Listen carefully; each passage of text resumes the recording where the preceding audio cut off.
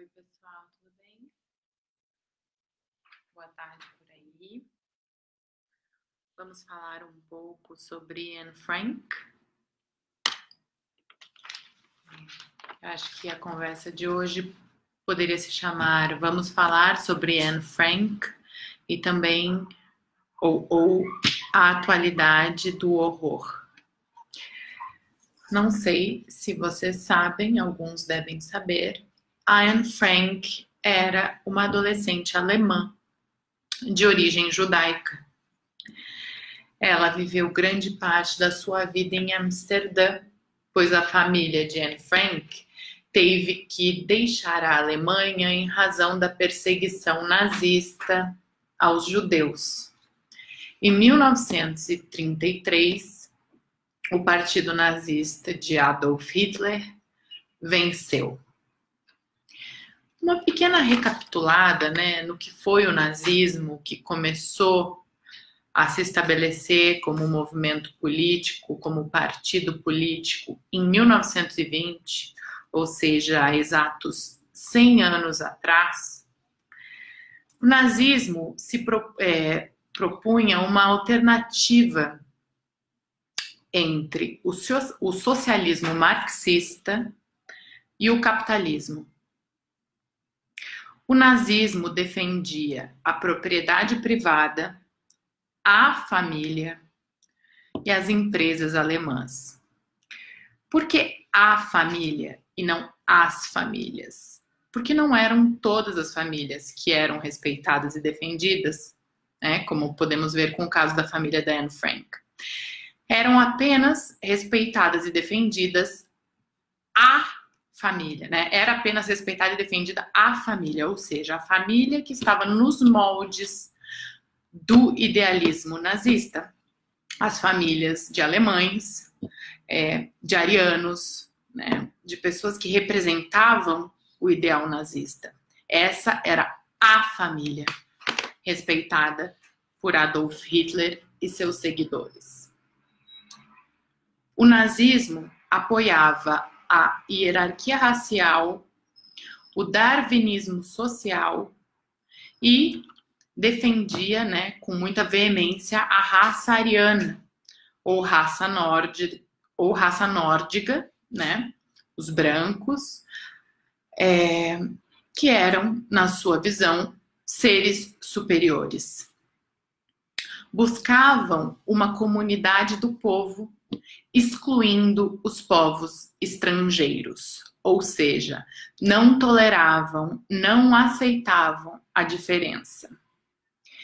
Em 1924, Hitler delineou o antissemitismo e o anticomunismo como centro de sua filosofia política e afirmou seu desdém profundo pela democracia parlamentar. Com o apoio das elites, Hitler tornou-se então chanceler e estabeleceu um regime totalitário onde opositores, judeus, homossexuais e todos os sujeitos considerados indesejáveis eram torturados, presos e, enfim, assassinados. Isso é um parêntese para a gente entender o que foi o nazismo há 100 anos atrás, para a gente poder refletir bastante sobre o que nós estamos vivendo hoje em dia. Em 1940, os nazistas invadiram os Países Baixos e a família de Anne Frank passou a viver escondida em um anexo secreto de uma casa comercial. Próximo ao fim da Segunda Guerra, a família de Anne Frank foi descoberta pelos nazistas e foram todos os membros mandados para campos de concentração. Apenas o pai, Otto Frank, sobreviveu à Segunda Guerra Mundial e publicou o diário de sua filha, Anne Frank. Então, esse diário de Anne Frank, ele foi publicado pelo seu pai, Otto Frank, que descobriu esse diário quando ele voltou para Amsterdã depois da guerra.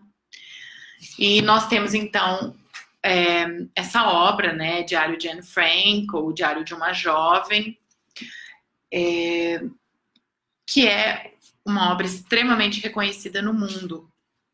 Eu tinha lido ela quando eu era adolescente e foi algo que me emocionou muito, porque é uma menina passando por uma situação tão horrível, né, tão radical, e ao mesmo tempo ela introduz uma diversidade de assuntos, assim, né? Ela não fala só sobre essa situação horrível, ela fala sobre a relação com os pais, sobre o amor que ela tem pelo pai, né?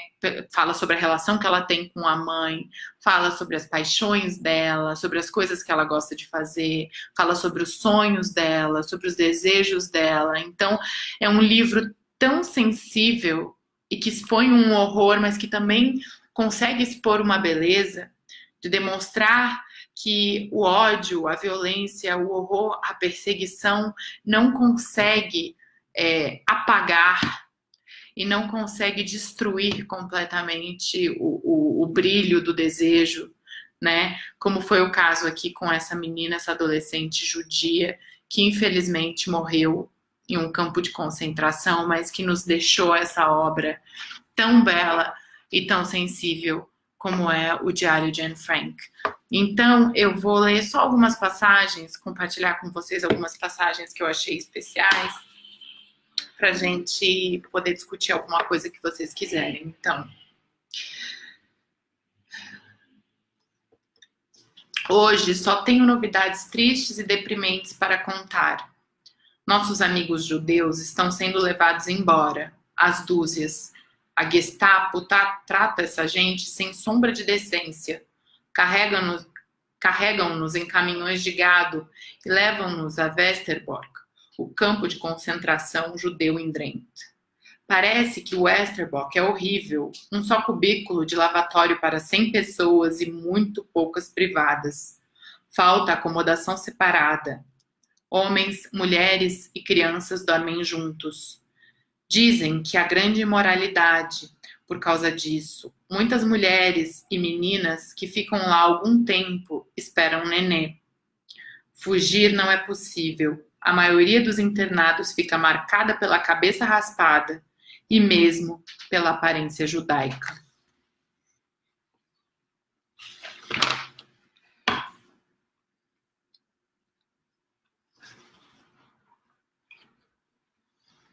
Nenhum de nós sabe o que pensar. As notícias sobre os judeus até agora não nos haviam realmente tocado de perto e achávamos que melhor seria nos conservarmos tão alegres quanto possível. Uma vez ou outra, Miep deixava escapar o que havia sucedido a algum amigo. Então, Mami e a senhora Van Damme se punham a chorar. Por isso, Miep achou melhor não contar mais nada. Mas Dussel foi crivado de perguntas por todos os lados e contou histórias tão hediondas que não se pode tirar da cabeça. No entanto, tão logo tenha passado a primeira impressão desses horrores, ainda havemos de caçoar e gracejar uns com os outros. A nós não pode fazer bem algum e aos outros não pode... A nós não pode fazer bem algum e aos outros não pode auxiliar em nada a tristeza que aqui reina no momento. Qual seria o objetivo de transformar o anexo secreto, que é onde eles moravam escondidos, em anexo secreto do luto? Deverei pensar continuamente naquela outra gente, faça o que fizer? Se tiver vontade de rir de alguma coisa, será que preciso logo me conter e me envergonhar de estar alegre? Deverei eu chorar o dia inteiro? Não. Isso não posso fazer. Além disso, com o tempo a tristeza se esvai.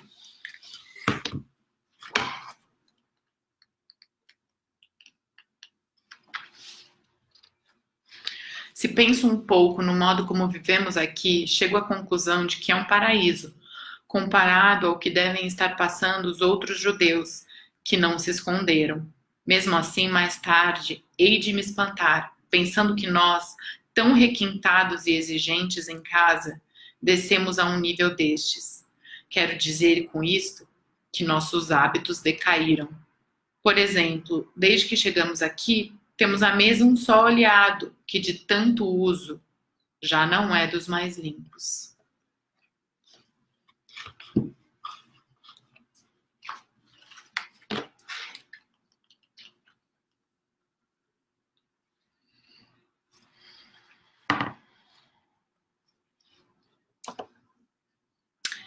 Quero ir para adiante. Não posso imaginar que minha vida venha a ser igual a de Mami, a da senhora Van Damme e a de todas as mulheres que realizaram seu trabalho que realizam seu trabalho e caem no esquecimento. Quero possuir algo mais do que um marido e filhos, algo a que me possa dedicar. Quero continuar a viver, mesmo depois de minha morte. E por isso sou grata a Deus que me deu este dom, esta possibilidade de me desenvolver e escrever, de expressar tudo o que há em mim. Liberto-me de tudo quando escrevo. Minhas tristezas desaparecem. Renasce minha coragem. Mas, e a grande pergunta é esta: poderei algum dia escrever algo de grandioso? Ser jornalista ou escritora? Espero que sim. Espero muito que sim. Pois quando escrevo, recapturo tudo. Pensamentos, ideias, fantasias, tudo. Então, a resposta a essa pergunta, né, da Anne Frank, poderei algum dia escrever algo de grandioso? Ser jornalista ou escritora? É sim e não, né? Porque ela escreveu algo de grandioso que ela não imaginava que seria esse algo, que é o diário dela, que nós temos hoje, que eu tenho aqui nas minhas mãos, essa versão linda, que é antiga, que o Lázaro me emprestou. Mas não, ela não pôde crescer e se tornar uma jornalista ou uma escritora como ela sonhava, porque ela foi morta pelo ódio, pela intolerância, pela violência, né, de um partido de extrema direita.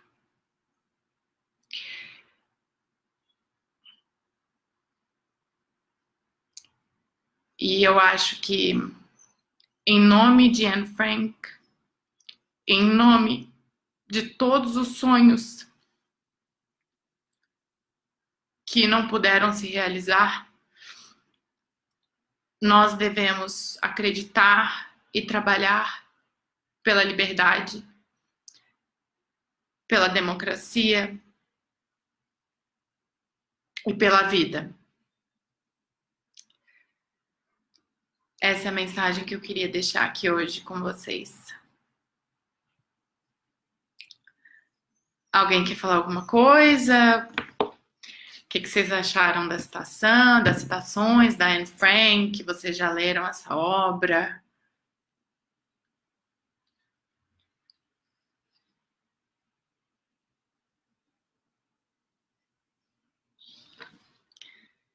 Então, escrevam aqui nos comentários qualquer percepção, qualquer pensamento, qualquer sentimento.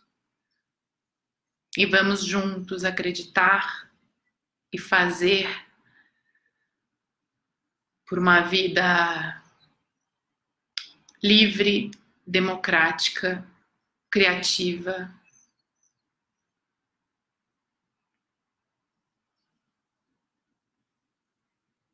Ok? Então, até a próxima, gente.